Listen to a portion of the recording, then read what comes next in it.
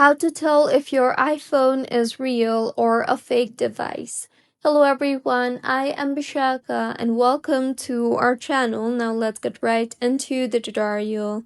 Firstly, go ahead and launch the settings application on your device and tap on general and then tap on about. Here, go ahead and navigate to your serial number and tap hold on it.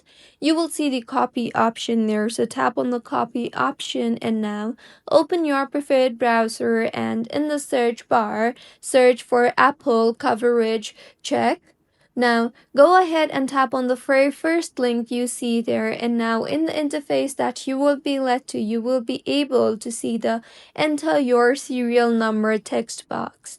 So go ahead and tap on that particular text box and further enter the serial number that you just copied.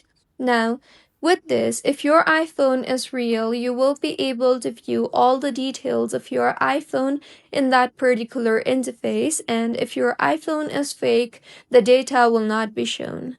So this is how you can check if your iPhone is real or fake.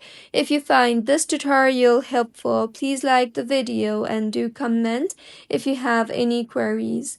Also, do subscribe to our channel for more helpful tutorials like this. See you on the next one.